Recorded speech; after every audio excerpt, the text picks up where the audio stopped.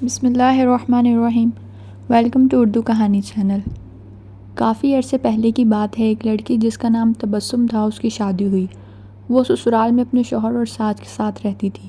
بہت کم وقت میں ہی تبسم کو یہ اندازہ ہو چکا تھا کہ وہ اپنی ساس کے ساتھ نہیں رہ سکتی۔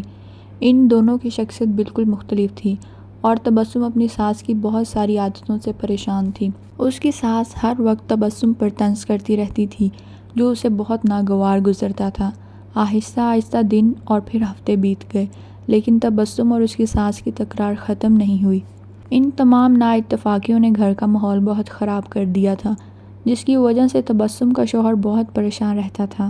آخر کار تبسم نے یہ فیصلہ کیا کہ وہ اپنی ساس کا برا رویہ اور برداشت نہیں کرے گی اور وہ اب ضرور کچھ نہ کچھ کرے گی۔ تبسم اپنے پاپا کے ایک بہت اچھے دوست احمد انکل کے پاس گئی، جو جڑی بوٹیاں بیچتے تھے۔ تبسم نے انہیں ساری کہانی بتائی اور ان سے کہا کہ وہ اس کو تھوڑا سا زہر دے دیں تاکہ ہمیشہ کے لیے یہ مسئلہ ختم ہو جائے۔ احمد انکل نے تھوڑی دیر کے لیے کچھ سوچا اور پھر کہا کہ تبسم، میں اس مسئلے کو حل کرنے میں تمہاری مدد کروں گا، لیکن تمہیں ویسا ہی کرنا ہوگا جیسے میں تمہیں کہوں گا۔ تبسم راضی ہو گئی۔ احمد انکل ایک کمرے میں گئے اور تھوڑی دیر بعد اپنے ہاتھ میں کچھ جڑی بوٹیاں لے کر لوٹے۔ انہوں نے تبسم کو کہا کہ تم اپنی ساس کو مارنے کے لیے فوری زہر استعمال نہیں کر سکتی، کیونکہ اس طرح سب تم پر شک کریں گے۔ اس لیے میں تمہیں یہ جڑیاں بوٹیاں دے رہا ہوں، یہ آہستہ آہستہ ان کے جسم میں زہر پھیلائیں گی۔ ہر روز تم کچھ اچھا پکانا اور پھر انہیں کھانا دیتے وقت اس میں یہ جڑی بوٹیاں ڈال دینا۔ اور ہاں، اگر تم چاہتی ہو کہ کوئی تم پر شک نہ کرے کہ تم نے انہیں مارا ہے، تو تمہیں یہ خیال رکھنا ہوگا کہ تمہارا رویہ ان کے ساتھ بہت دوستانہ ہو، ان سے لڑائی مت کرنا، ہر بات ماننا اور ان کے ساتھ ایک ملکہ کی طرح برتاؤ کرنا۔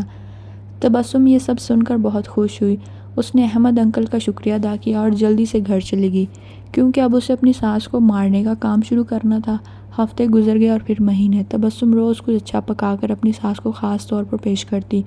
اسے یاد تھا کہ احمد انکل نے اسے کیا کہا تھا کہ اسے اپنے غصے پر قابو رکھنا ہے، اپنی ساس کی خدمت کرنی ہے اور ان کے ساتھ اپنی ماں جیسا برتاؤ کرنا ہے۔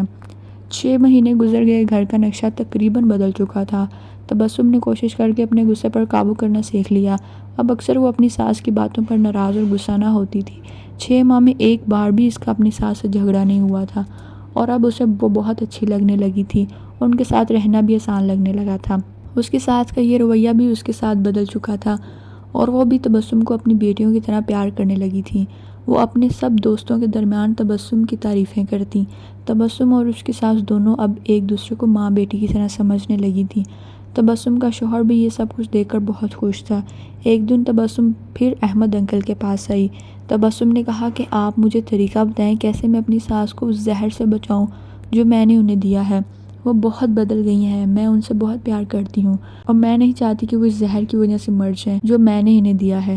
احمد انکل مسکرائے کہنے لگے، تمہیں ڈرنے کی ضرورت نہیں، میں نے تمہیں زہر نہیں دیا تھا، بلکہ جو جڑی بوٹیاں میں نے تمہیں دی تھی وہ وائٹامن کی تھیں تاکہ ان کی صحت بہتر ہو جائے۔ زہر صرف تمہارے دماغ میں اور تمہارے رویے میں تھا، لیکن وہ سب تم نے اپنے پیار سے ختم کر دیا۔ یاد رکھیے، ہمارا رویہ، ہمارے الفاظ اور ہمارا لہجہ یہ فیصلہ کرتا ہے کہ دوسرے ہمارے ساتھ کیا رویہ اپناتے ہیں۔ ویڈیو اچھی لگی ہو تو لائک اینڈ شیئر کر دیں، چینل کو سبسکرائب کر دیں۔ اللہ حافظ۔